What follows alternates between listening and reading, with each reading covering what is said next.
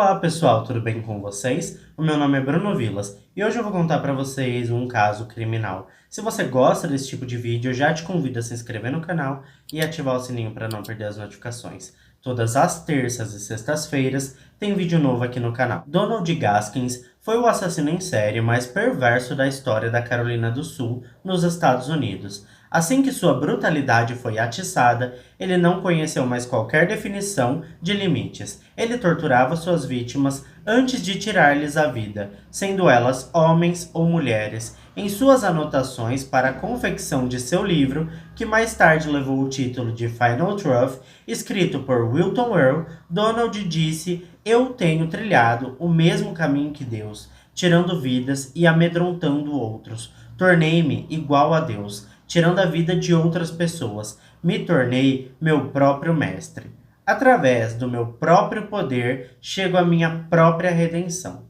Essas foram as palavras de Donald Henry. Donald Henry Gaskins nasceu em 13 de março de 1933, em Florence County, na Carolina do Sul. Sua mãe, que não era casada quando engravidou de Donald, viveu aleatoriamente com vários homens durante a infância dele. A infância de Donald foi caracterizada por grandes negligências. Quando tinha apenas 1 ano de idade, ele bebeu uma garrafa de querosene, o que fez o pequeno Donald ter convulsões até os 3 anos de idade. Muitos dos homens que sua mãe trazia para casa tratavam o garoto com desprezo, às vezes batendo nele apenas por prazer. Sua mãe pouco fazia para protegê-lo de seus amantes, e o menino foi deixado sozinho para criar a si mesmo. Quando sua mãe finalmente se casou, seu padrasto batia nele e em seus 4 meio-irmãos com bastante frequência. Donald recebeu os apelidos de Junior Parró e Pee-wee, ainda quando jovem,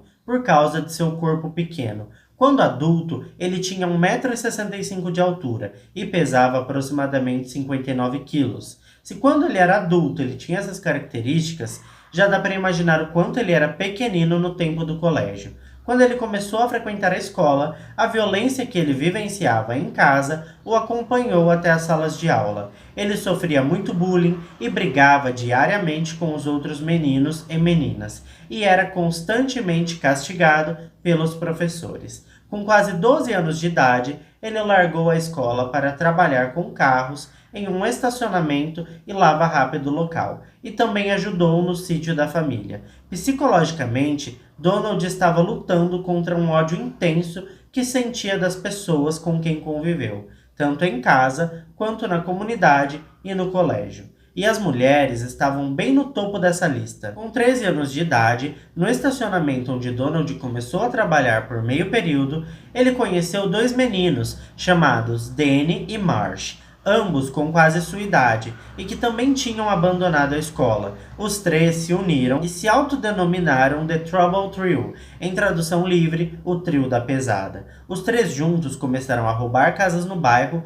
às vezes nos parques arborizados, eles abusavam de meninos e depois os ameaçavam para que não contassem a seus familiares. Os 3 delinquentes só pararam com os abusos quando foram pegos enquanto tentavam molestar a irmã mais nova de Marsh. Para castigá-los, seus pais amarraram os 3 e os espancaram até sangrarem. Após os espancamentos, Marsh e Danny ficaram bastante tempo sem sair de casa e abandonaram inclusive o trabalho. Donald continuou com os assaltos e invadia as casas sozinho. Em 1946, com quase 14 anos de idade, uma garota que ele conhecia o surpreendeu ao chegar no exato momento em que ele estava roubando sua casa. Ela atacou o jovem com um machado, mas ele conseguiu arrancar o objeto das mãos dela e, de posse do machado, deferiu golpes que a acertaram na cabeça e no braço. Logo em seguida, ele fugiu do local. Para a infelicidade e desespero de Donald, a menina sobreviveu ao ataque. Ele foi preso, julgado e considerado culpado de agressão e intenção de matar. Ele foi enviado para o Industrial School for Boys, na Carolina do Sul. Esse colégio era como se fosse um reformatório e lá ele deveria permanecer até completar os 18 anos de idade. A escola foi extremamente difícil para o pequeno e jovem Donald. Em sua segunda noite sob custódia, Donald foi emboscado no chuveiro espancado e abusado por um grupo de mais ou menos 20 meninos. Ele passou a aceitar a proteção de garotos mais velhos que comandavam determinadas áreas no reformatório. Em troca, ele permitia que eles usassem seu corpo. Ele desperdiçou também bastante tempo tentando fugir do reformatório, mas sem sucesso. Todas as vezes que ele conseguia sair, ele era rapidamente localizado e também foi espancado várias vezes por suas tentativas de fuga. As diversas tentativas desesperadas de Donald de escapar sempre terminavam em ataques físicos aos guardas, e ele foi enviado para acompanhamento em um hospital psiquiátrico do estado. Os médicos chegaram à conclusão de que ele estava saudável o suficiente e então determinaram que ele voltasse para o reformatório. Para a surpresa de todos, depois de algumas noites, ele conseguiu finalmente escapar e começou a trabalhar em um parque de diversões itinerante, aqueles que mudam de lugar a todo momento.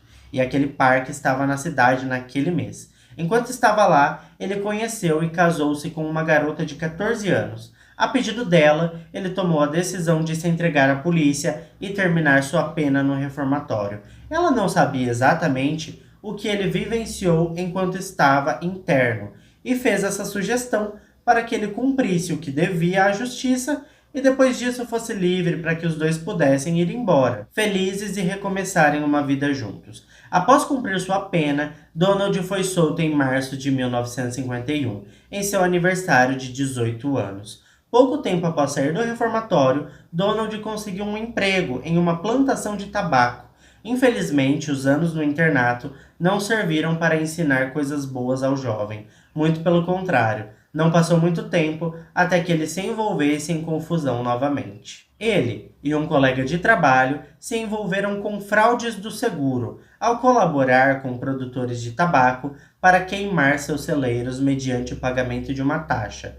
O esquema era bastante simples. Donald e seu colega iniciavam os incêndios, os proprietários acionavam a seguradora e, na hora de receber o valor do seguro, uma porcentagem era paga aos meninos. Muitos proprietários de terra que não estavam envolvidos no esquema começaram a falar sobre os incêndios nos celeiros e faziam graves acusações. Todos eles suspeitavam do envolvimento de Donald. A filha de um dos empregadores de Donald o confrontou sobre sua reputação de mau garoto e também a fama que corria na região sobre ele queimar os celeiros. Já tinham até criado um apelido para Donald. Ele era conhecido por alguns proprietários de terra como o Homem-Chama. Infelizmente, a moça não contava com o temperamento de Donald. No momento em que o confrontou, ele estava com um martelo na mão e, sem qualquer cerimônia, ele golpeou e partiu o crânio da garota. Donald foi preso após receber uma sentença de 5 anos por agressão e tentativa de homicídio. Como já é de se esperar, a vida na prisão não era muito diferente da vida que ele teve no reformatório. Donald foi imediatamente designado para servir de todas as maneiras imagináveis e inimagináveis a um dos líderes de gangue da prisão em troca de proteção. Não demorou muito para ele perceber que a única maneira de sobreviver à prisão seria se tornando conhecido por ser extremamente perigoso. Ele notou que precisava ser bem pior que o homem mais violento da prisão. Naquele ambiente, homens poderosos eram aqueles que tinham a reputação de serem tão brutais e perigosos que os outros temiam e ficavam bem longe. É evidente que o tamanho de Donald o impedia de intimidar os outros. Olhando para ele, ninguém o respeitaria. Somente suas ações estavam à altura de cumprir esta difícil tarefa. Ele ficou algum tempo observando um dos prisioneiros mais cruéis da prisão, chamado Hansel Brazel. Donald manipulou Hansel e fingiu uma amizade de confiança com o prisioneiro, e poucos dias depois cortou-lhe a garganta. Ele foi julgado novamente e considerado culpado de homicídio culposo. Passou 6 meses em confinamento e finalmente foi reconhecido como um homem poderoso e perigoso entre os prisioneiros. Sua missão estava cumprida e ele enfim imaginou que sua vida seria um pouco mais tranquila na prisão. No primeiro semestre de 1955, sua esposa pediu o divórcio. Ela lamentou, mas disse que não dava mais para viverem juntos nessas condições. Será que ela tinha realmente achado que que o internato tinha feito de Donald uma pessoa melhor? Bom, o fato é que Donald enlouqueceu completamente e tratou de fugir da prisão. Em seguida, ele roubou um carro e dirigiu até a Flórida. Mas não adiantou muito porque a moça deixou a documentação com um advogado e sumiu. Ele então foi até o parque itinerante mais próximo e arrumou outra garota. Não demoraram 2 semanas e a jovem o deixou. Donald então se envolveu com Betty Gates e os dois dirigiram para Cockville, no Tennessee, para libertar o irmão de Betty da prisão. Donald foi para a prisão com o dinheiro da fiança e disposto a libertar o irmão de Betty. Voltou de lá sem entender nada do que estava acontecendo. Quando chegou no hotel aonde estavam hospedados, ele imediatamente percebeu que Betty tinha sumido, juntamente com seu carro. Por ironia do destino, Betty nunca mais voltou, mas a polícia sim. Donald por fim descobriu que ele havia sido enganado. O irmão de Betty era, na verdade, o marido dela, que naquele mesmo dia tinha escapado da prisão. Não demorou muito para a polícia do Tennessee descobrir que Donald Henry também era um presidiário foragido, e assim que capturado, ele foi devolvido à prisão. Dessa vez, ele recebeu 9 meses de prisão por fugir e por esfaquear um companheiro de prisão. Mais tarde, conforme o processo foi seguindo, ele foi condenado também por dirigir um carro roubado em vários estados e foi condenado a 3 anos em uma prisão federal em Atlanta, na Geórgia. Enquanto estava lá, ele conheceu um chefe da máfia, chamado Frank Costello, que deu-lhe o apelido de Homenzinho da Machadinha. Donald foi libertado da prisão em agosto de 1961. Ele voltou para a cidade de Florence, na Carolina do Sul, e conseguiu um emprego para trabalhar em galpões de tabaco. Não demorou muito e ele estava novamente roubando casas. Entretanto, dessa vez ele se esforçou bastante para evitar a prisão e foi bastante ardiloso ao aceitar um emprego com um líder religioso. O cargo era de motorista particular, porque o ministro da igreja viajava muito. Ele rodava por todo o estado. Isso permitiu a Donald a oportunidade de invadir casas em diferentes cidades, onde o grupo pregava, fazendo assim com que seus crimes ficassem muito mais difíceis de rastrear. No ano de 1962, Donald Henry casou-se pela 3ª vez. Lamentavelmente, isso não inibiu seu comportamento criminoso. Ele foi preso por violentar uma menina de 12 anos de idade, mas conseguiu escapar, viajando para a Carolina do Norte em um carro roubado.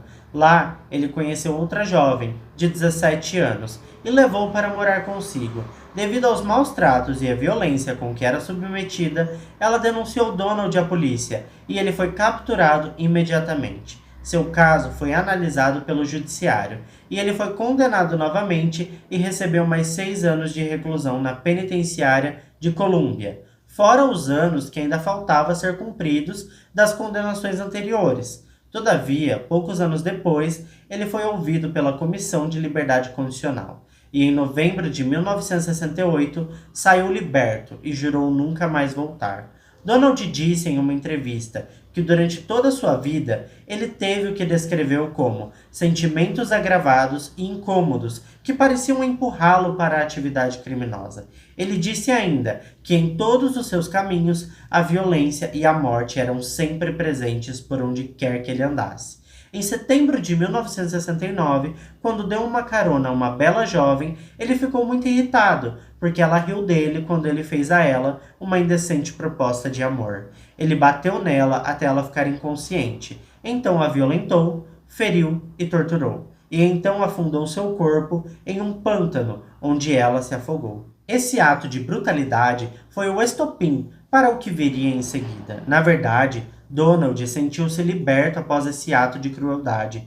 Ele sentia que algo dentro dele havia acordado e trazia uma satisfação sem precedentes. Ele então passou a trabalhar na dominação de suas habilidades de tortura, muitas vezes mantendo suas vítimas mutiladas vivas por dias a fio. Não eram raras as vezes em que ele degustava as partes decepadas das vítimas enquanto elas assistiam aterrorizadas a tudo aquilo. Embora Donald preferisse mulheres, isso não o impediu de fazer o mesmo com os homens e garotos que encontrava. As investigações mais tarde apontaram que em 1975 ele havia tirado a vida de mais de 80 meninos e meninas que encontrou ao longo das rodovias da Carolina do Norte. O próprio Donald considerou seus casos na estrada como passatempo de final de semana. Era assim que ele enxergava o que fazia com suas vítimas. Puramente diversão. Entre as vítimas de Donald estão sua sobrinha de 15 anos, chamada Janice Kirby, e sua amiga Patricia Alsobrook. O modus operandi foi o mesmo. Em novembro de 1970, ele ofereceu às duas meninas uma carona de um bar para casa e, em vez disso, as levou para uma casa abandonada. Lá ele violentou, espancou e afogou as meninas em locais diferentes. Sua próxima vítima foi Martha Dix, uma jovem de 20 anos. Ela foi a primeira afro-americana que ele ceifou. Em 1973, Donald comprou um velho carro funerário. Ele dizia que precisava do veículo para transportar todas as pessoas que havia dizimado para seu cemitério particular. Na época, ele morava em Prospect, na Carolina do Sul, e tinha esposa e um filho. Na cidade, ele tinha a reputação de ser explosivo, mas não necessariamente perigoso. A maioria das pessoas apenas pensava que ele estava mentalmente perturbado e tentavam evitar ficar perto dele. Uma dessas pessoas era Doreen Dempsey, de 23 anos. Doreen era uma mãe solteira que tinha uma menina de 2 anos de idade e estava grávida de um segundo filho.